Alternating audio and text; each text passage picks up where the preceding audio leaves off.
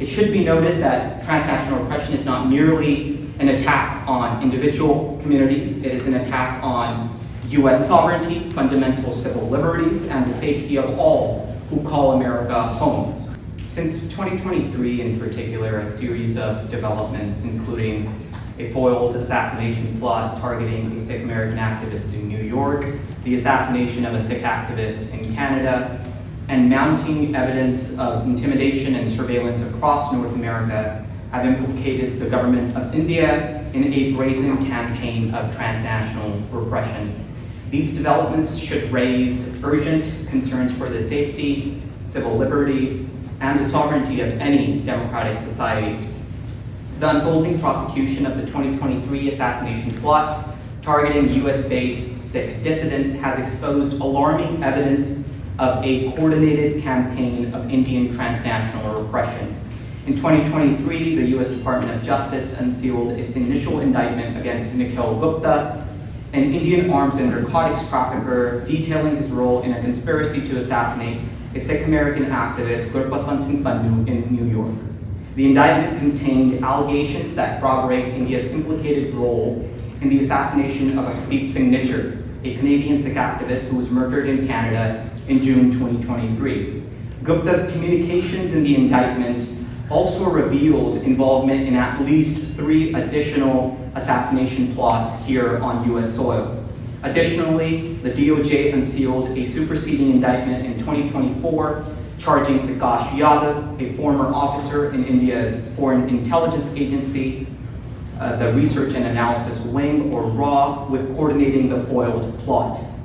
Last November, we released a report on transnational repression where we looked at the breadth of tactics used by the Indian government to target almost every single part of the Indian diaspora. As criticism of the Indian government has spread across the world, the government of India's attempts to silence dissent have spilled beyond its borders. Human rights activists, journalists, and people from minority communities are in the crosshairs of the government that threatens people online and physically. In the most dramatic story, the one that most of you will probably have heard of, Hardeep Singh Nijjar in Canada was killed by an Indian government official or agents of the Indian government. And agents of the Indian government attempted to kill Gurpatwant Singh Pannu in New York City. As we'll hear today, several Sikh community members in Canada and the US have reported suspicious activity that could possibly be linked to the Indian government, including roadside shootings and mysterious bullet casings found around people's properties. However, every part of Indian American society is affected. Indian Muslims have faced legal challenges in India, and the social media accounts of the largest Indian American Muslim organization have been blocked in India. Kashmiris report that they have faced credible threats to their lives in Europe and the US, and several Kashmiri activists have received notifications from the Embassy of India that their passports have been revoked. Indian authorities in Kashmir have detained and harassed the family members of activists living abroad. Anti-caste activists face constant harassment by Indian nationalist trolls and government-affiliated actors, including, allegedly, consulates. And even members of the majority community, like those of us activists for human rights, have been harassed by the government of India for criticizing the Modi government. So transnational repression is not simply a foreign policy issue, nor is it limited to espionage or international intelligence operations. It is a national security issue, a civil rights issue, and increasingly a challenge for law enforcement at every level of government. At its simplest, transnational repression occurs when a foreign government seeks to intimidate, threaten, surveil, or silence individuals beyond its own borders. The objective is to suppress speech and advocacy protected under the First Amendment rights and to prevent individuals from exercising rights they would otherwise enjoy in the United States. This affects many diaspora communities, including Uyghur, Iranian, Tibetan, Hong Kong, Russian, Saudi, and Sikh Americans. The methods vary, but the objective is the same: to create enough fear that individuals begin limiting their own speech, advocacy, and participation in civic life. Transnational repression by TNR. I applaud Hindus for Human Rights for continuing to devote attention to this growing problem. TNR occurs when states and their proxies reach across borders to silence dissent. They do so through digital harassment, surveillance, and even physical violence. Diaspora communities and dissidents are often targets. India has been a repeated perpetrator.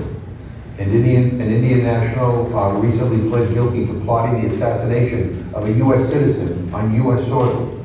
He had the backing of elements of the Indian government.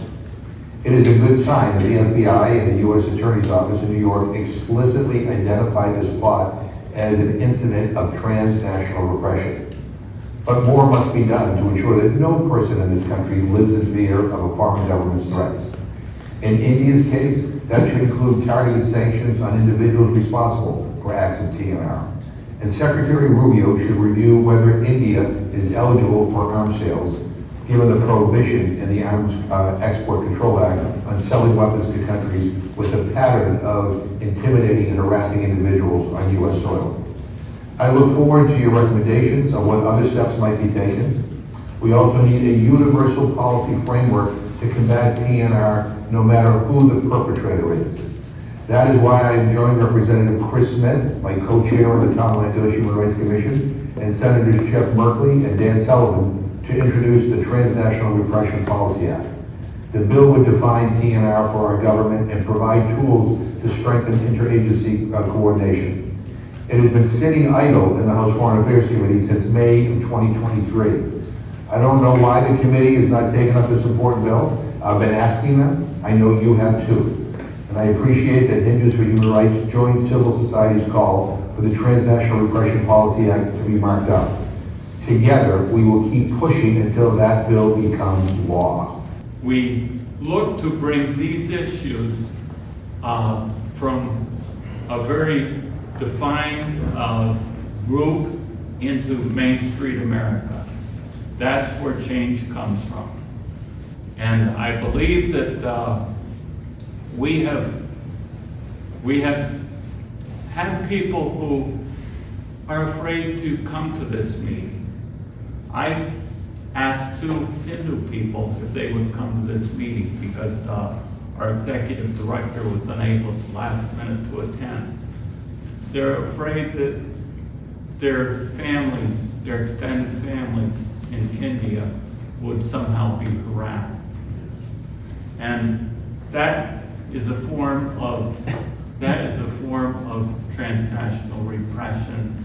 We support the legislation for the definition of policy, and I will tell you that we sent a delegation to India to speak and interact on some of these issues a number of years ago.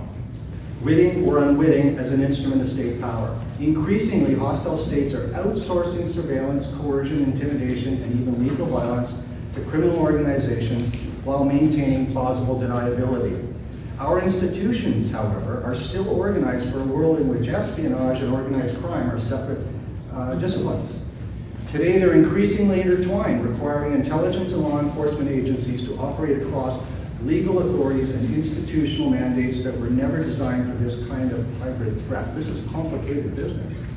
You know, the first thing I want to emphasize is that it's partners as well as adversaries that conduct TNR. I think we've heard that very well today, but I really think this is an important point that I hope you all bring back to your offices. We know that China and Russia also carry out acts of transnational repression, but it's also countries like India, like Egypt, like Saudi Arabia that do as well.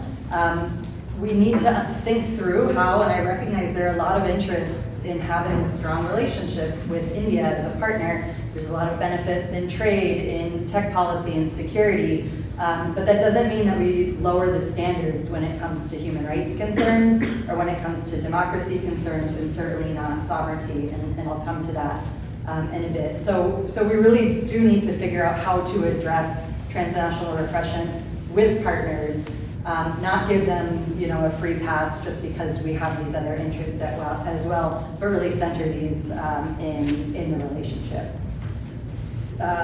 Another point that I want to emphasize, we cannot separate the acts of transnational repression that are occurring here from the democratic backsliding that we are seeing in India domestically as well. The United States-India partnership is often termed, as one based on shared values, India's role as the world's largest democracy. It's really hard to make these claims when we know, as we've heard, from some of our speakers today, that India is seeking to violate rights here on U.S. soil. And I think we need to connect that to, again, the human rights abuses that the BJP and the Modi government are carrying out at home as well. This is a global problem. We need an official definition of transnational repression codified into U.S. law. This is huge, and we see a lot of really commendable efforts by state governments to start to take this on.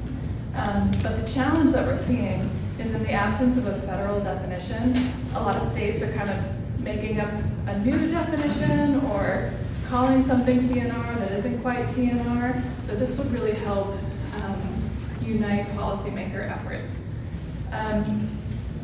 Why do we need a definition? It's also because presidential administrations come and go. Priorities change. Having a law in place kind of helps ensure consistency across administrations with regard to approach and how we view the issue. We recommended that India be designated as a country of particular concern for its abridgment of religious freedom. That is the worst possible category that we can place any country into. We recommended that India be designated a country of particular concern, and we called for targeted sanctions, asset freezes, and entry bans on specific entities, mentioning both the Research and Analysis Wing and RSS. But so far, the United States government has been reactive and inconsistent. And so frankly, have the United States' closest partner, so frankly has Canada. And, not surprisingly, so has been the international community's response. Our governments and the international community need to wake up to these threats from India. What would that mean? For the United States, I think that means 3 concrete steps. First, and I bring this to the attention of the congressional staffers in the room who've already been alerted to it many times, Congress should pass the Transnational Repression Reporting Act, so tracking these instances isn't left to the discretion of whatever administration is managing trade relations this month.